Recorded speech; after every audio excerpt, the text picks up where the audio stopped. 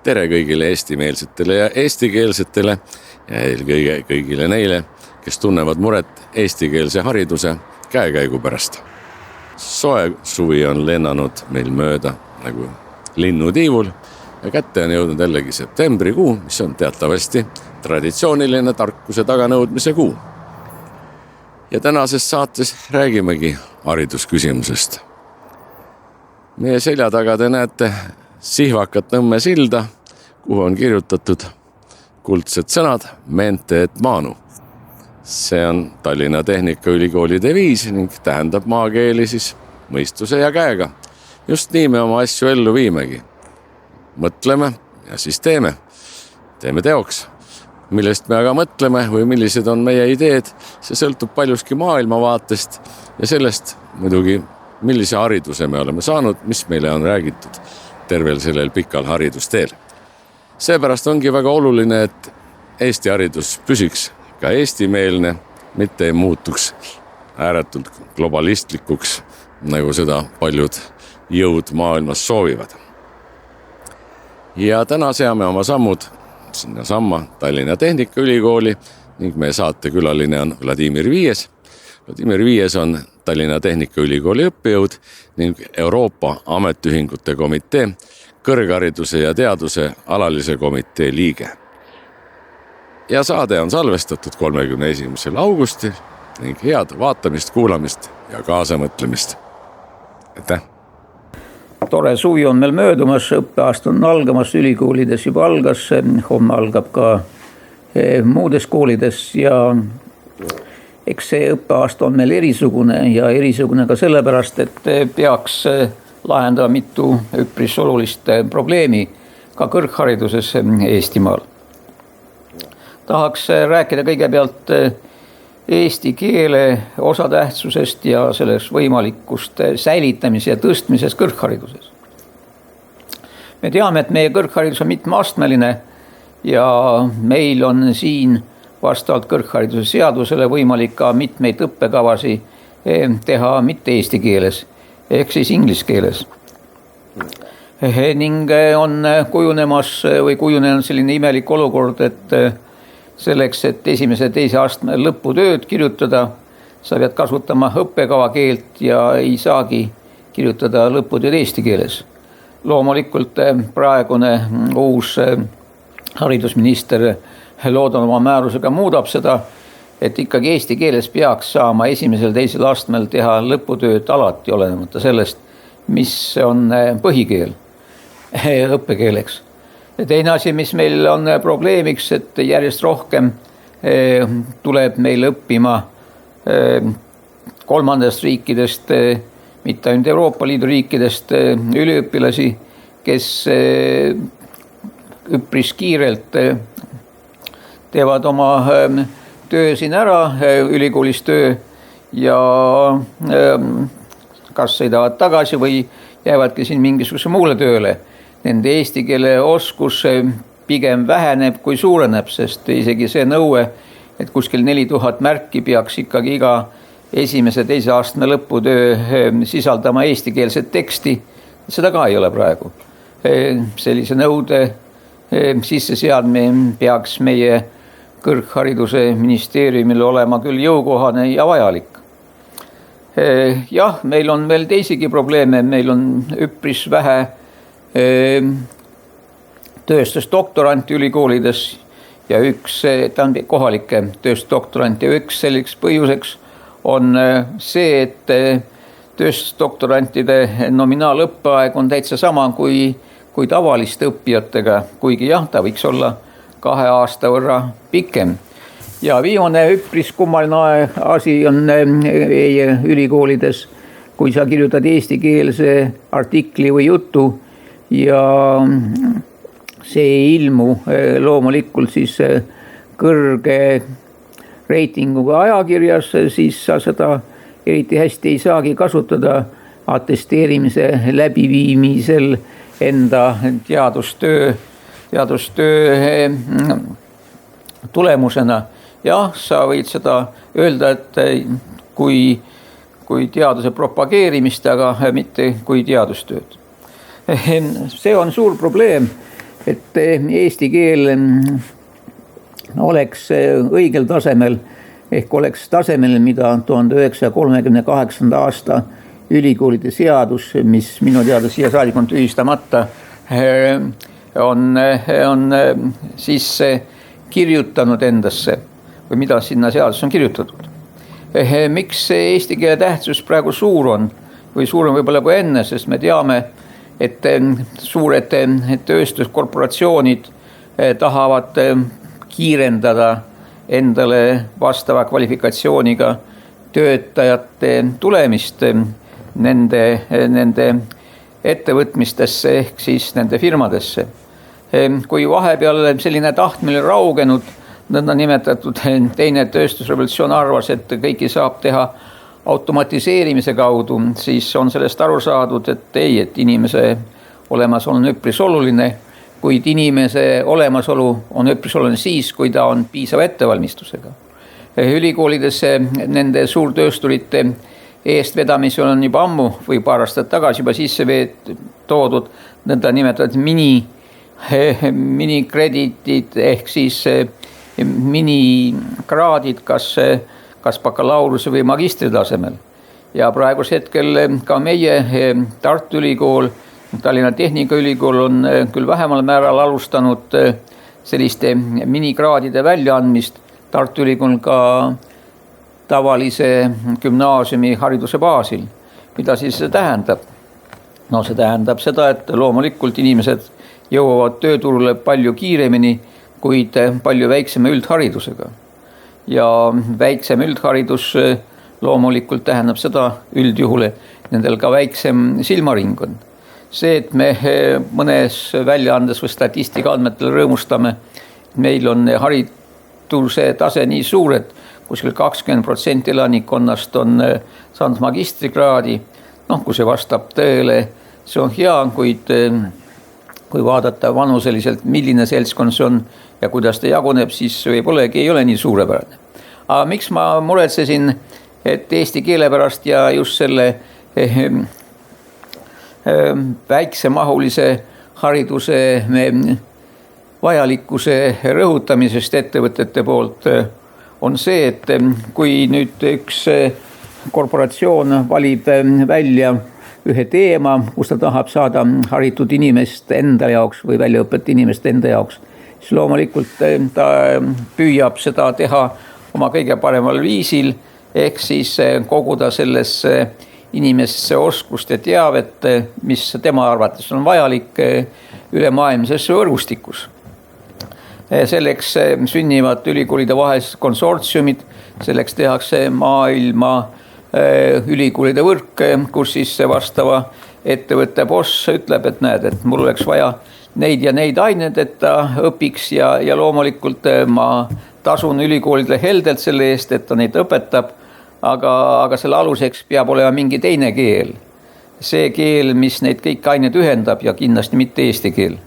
Järelikult oht sellise minikrediit väljaandmisel eesti keele osatähtsuse vähenemisel, mitte suurenemisel on suur. Ja ma arvan, et need viis sellist punkti, mis ma selle jutuajamise käigus alguses esile tõin, võiks olla konservatiivse haridussüsteemi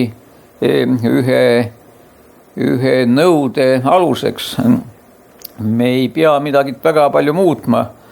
Loomulikult see, et me tahame lasteaia, gümnaasiumi ja põhikooli muuta eestikeelseks on suurepärane, aga me alles seda tahame ja selle tee peal on väga palju takistusi, nii objektiivsed kui ka subjektiivsed. Neid, et kõrgkoolidesse praegugi tuleks teha teatud meetmeid eesti keele kasutamise tugevdamiseks, selle juures ei ole mingit takistusi.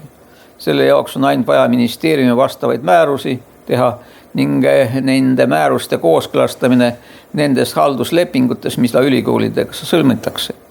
Ma arvan, et konservatiivsed erakonnad peaksid seda mõtet toetama. See on see jutt, mis ma tahtsin esimesena rääkida, enne kui nüüd sa minu käest midagi küsid. ja kui sa ei küsi, siis ma räägin veel natuke teist asja ka. Me teame, et tänu sellele väga mõttetule sõjale, mis toimub Ukrainas, on tulnud üle Euroopa hästi palju pagulasi ja need pagulased tahavad lõpetada või jätkata oma õpinguid eri tasemega koolides. Jah, Eesti on võtnud Ukraina pagulasi väga suures hulgas ja avasüli vastu, kuid vastuvõtmine määrab ka riigile ja ühiskonnale teatud kohustused. Me alustasime ukrainakeelse gümnaasiumi või ukrainlastele gümnaasiumi rajamist, mis on super, kuid see peab olema pigem varuga kui puudujäägiga. Sest kui tekib kohtades puudujääk, siis tekib alati küsimus, keda sinna eelistada ja mitte. Ehk ma ütlen, et kohe korporatsioon või korruptsioon tekib, aga tekib pahameel, kui hakatakse tegema valik mitte objektiivsete kriteeriumite alusel.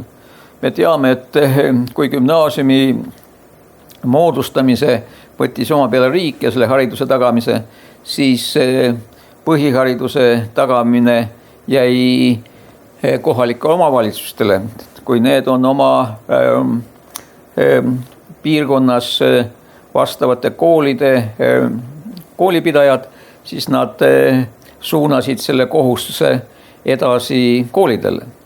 Jah, kui koolid on piisavalt suured ning kui tekib seal üks Ukraina ehk siis eesti keelt mitte kõnelev laps Eesti klassis, on tema suur probleem, et ta ei oska kontakteeruda teiste kaasõpilastega ei inglise keeles, mida ta ei valda piisavalt, ega vene keeles, mida meie lapsed piisavalt ei valda. Aga võib-olla saadakse sellest üle. Kui tekib aga nii, et see eesti keelt mitte valdav seltskond mõnes klassis moodustab omaette rühmituse, siis kuna neid on rohkem kui üks, siis tekib see probleem nii õpetajatele, selle klassile kui ka selle rühmitusele. Ka selle ressursi õige paigutamine on tähtis ülesanne, mida enne pagulaste ja sõjapõgenike jaotamist mööda Eesti riiki peab arvestama. Tõepoolest, kui klassis on üks, siis ta võib-olla kohaneb, kui klassis on üle poole, siis nad kindlasti ei kohane. Ja see, et põhikeeleks nendele, kes siia Ukrainast on tulnud, on vene keel, see ei ole saladus. See on see, millega peab arvestama vastava ülemineku aja meile, et integreeruda meie koolide keskkonda peaks riik tagama.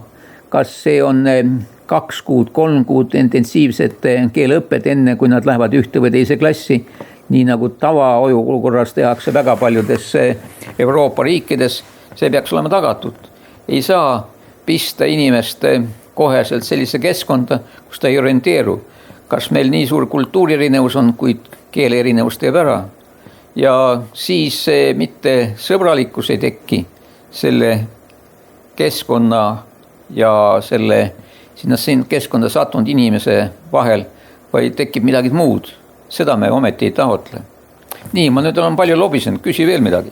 Jah, kas sa puudutaksid mõne sõnaga seda juuni alguses oli vist see suur üritus? Jaa, see Helsingi üritus, jah. Kus anti Soome rektoritele siis teada, et nüüd määrab maailma haridusküsimused määravad suurkorporatsioonid, mitte suurfirmad.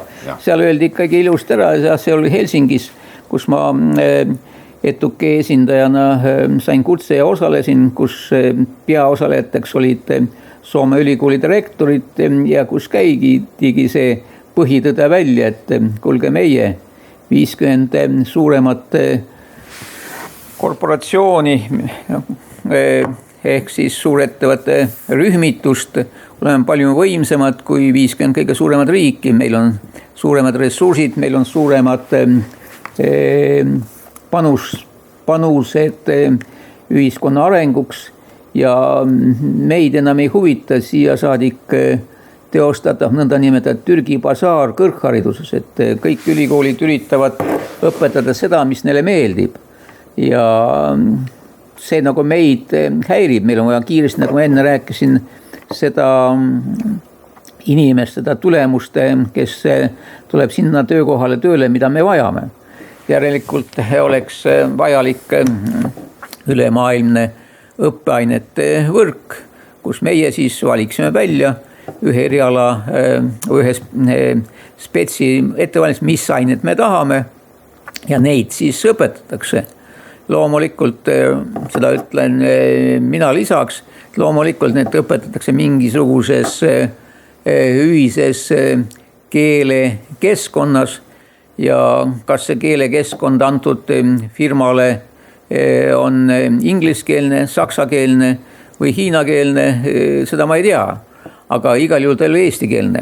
Selles valguses eestikeelne kõrgharidus ei saa jääda teisejärguliseks, ta peab olema eelnevalt piisavalt tugev ja hea traditsiooniga, enne kui süsteem vallutab ka Eesti kõrgkoolid, mis lähevad nii sinna suurde maailmavõrku, kus siis meie heades õpetamistingimustes õpetatakse nendes suurtele korporatsioonidele vajalikke aineid selles kontekstis, mis ei ole Eesti kohaliku ei tööstusega ega kohalike vajadustega seotud. Jah, me saame aru, et on olemas maailmateadus ja loomulikult me paneme ka sinna panuseid, kuid ei saa nii olla, et me unustame täielikult kohaliku tööstuse, kohalikud vajadused.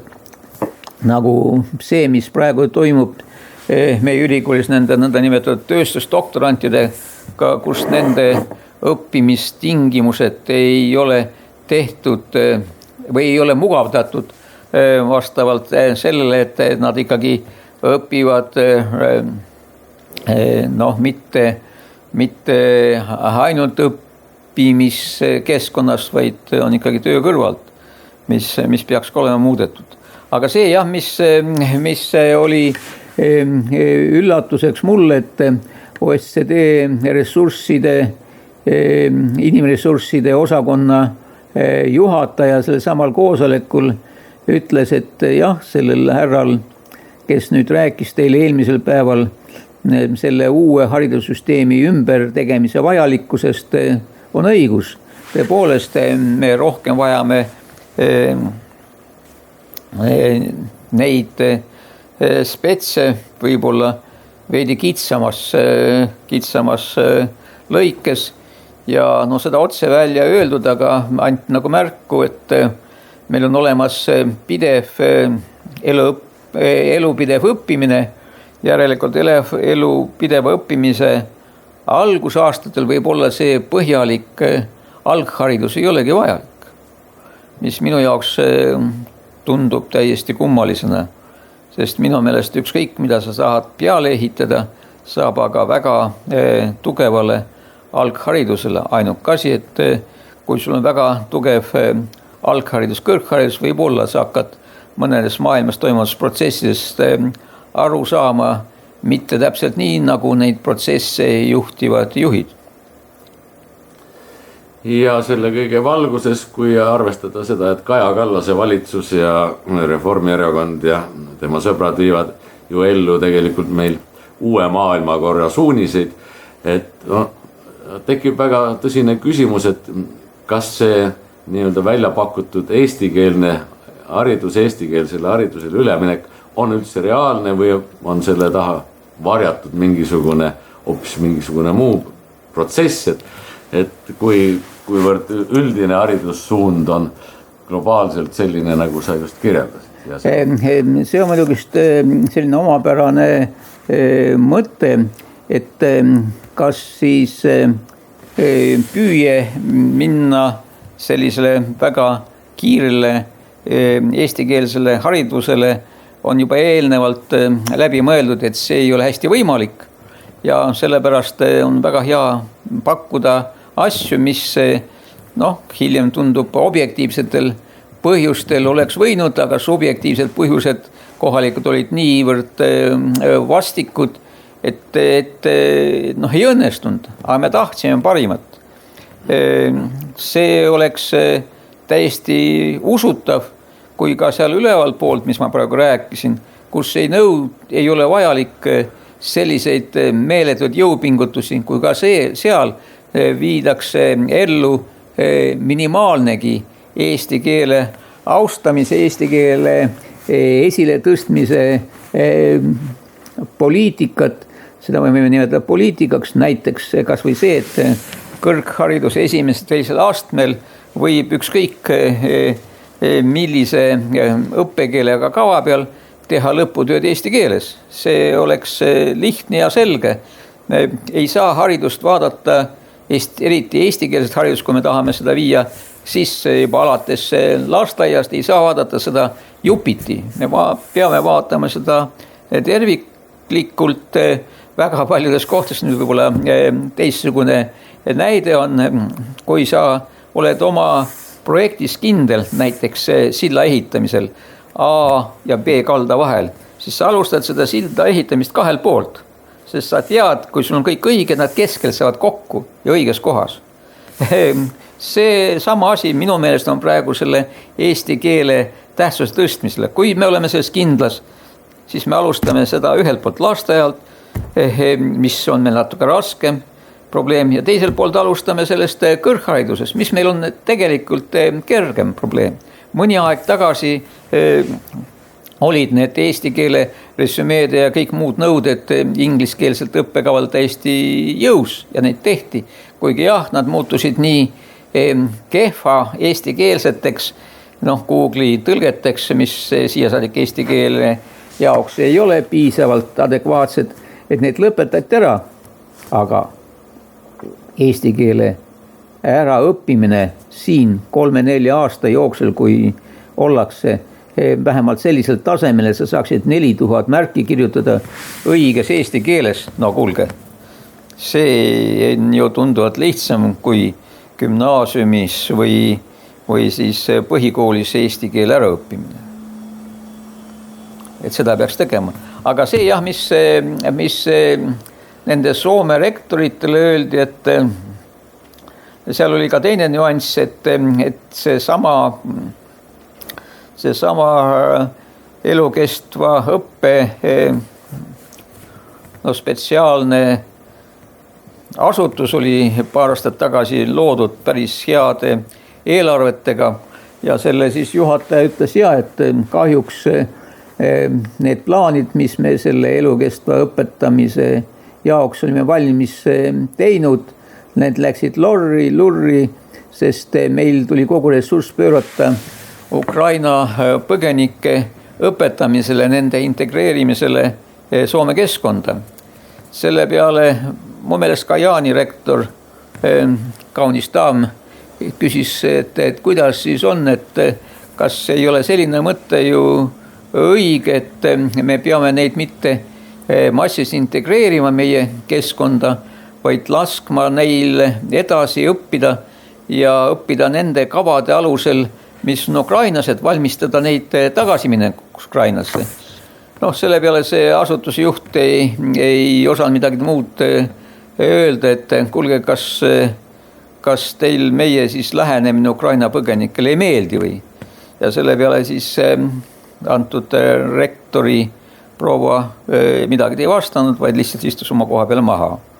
Ehk on selge, see oli see idee, mis ülikooli rektor ütles välja, mis väga paljudel on südame peal. Ma arvan, et see on õige. Me peaksime igati kaasa aitama Ukraina teaduspotentsiaali ja hariduspotentsiaali suurenemisele meie maal. Mitte selles suunas, et nad meiega integreeruksid, vaid selles suunas, et see potentsiaal suureneks ja meil oleks ka tugevad partnerid tulevikus, kui nad tagasi pöörduvad Ukrainasse. Sest see ei ole mõeldav, et kas need 7 miljonit või rohkemgi hästi haritud või suhtelist keskmist paremini haritud inimest jääksid täiendama Euroopa tööturgu. see oleks Ukraina röövimine. Me ikkagi tahaksime ja peaksime tahtma tõsta Ukraina potentsiaali, nii majanduslikku, nii hariduslikku kui ka sõjalist. Jaa, see jutt on juba uue saate teema ilmselt. Muide, selle sama haridusteema valguses me arvame, et meie ühiskonnas on väga palju inimesi, kes on meie ühiskond juba integreerunud ja saavad meie kultuuriruumist ühtemoodi aru. No täna näiteks minu juures, samas kus sa istus üks lõpetaja, kes tahab teha oma lõputööd minu juhendamisel.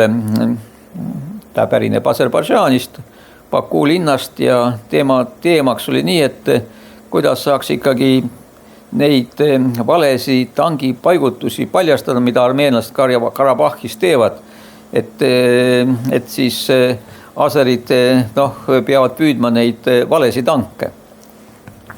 Et ka siin elavad inimesed, eri ühiskonnast on juba tükk aega siin, ikkagi on kinni teissugustes probleemides, kui meie siin lahendame. Teda näiteks Ukraina probleem üldse ei huvida, ta huvides oma Karabahhi probleem. Ma ütleksin veel, et on öeldud ja küsitud, et kumb siis ülikool on, kas ta on dinosaurus või Prometheus.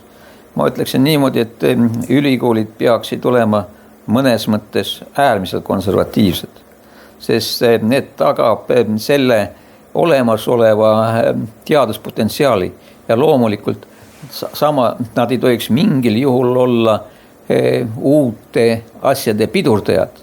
Aga jah, konservatiivsuse pidurdamine ei pea olema alternatiivid, tähendab ei pea olema synonüümid. Konservatiivsus on asjale lähenemise viis ja pidurdamine on hoopis asjades mitte aru saamine. Need on kaks eri asja. Konservatiivselt saab olla ka väga edumeelne. Selleks peab olema valitsus, kes rahastab piisavalt ülikooli. Jah, ja selleks peab olema väga tugev baasharidus kõigil otsustajatel. Ka see minu jaoks on täiesti arusaamatu, kui mõnda akadeemilist struktuuri juhib inimene, kellel ei ole doktorikraadi, kes ei ole seda läbi teinud. Võib nimetada mitte ainult kadalippu, vaid seda protsessi, sest igasuguse doktoritöö kirjutamine on protsess, milles õpitakse nii suhtlema inimestega kui ka käsitlema uurimisteemad puudutavaid materjale. See on töö, mis muudab sinu maailmavaadet. Aga nüüd ma küll lõpetan, muidu läheb pikaks. Ma kuulen juba, meil koristamine käib. Nii et jah, jõudu ja jaksu. Ja on vaja. Need prioriteedid ka valitsuses muutuvad, see nõuab tõesti suuri ressursse, summasid, et ka ühiskonnas muutuksid arvamused. Just, ja see silla ehitamine, kui on ta meil täppissild, peab toimuma kahelt poolt. Mis siis, et võib-olla üks pool läheb aeglasemalt, aga alustama peab kahelt poolt, muidu me kaotame aega. Just. Veel kord tänu ja jõudu. Aitäh.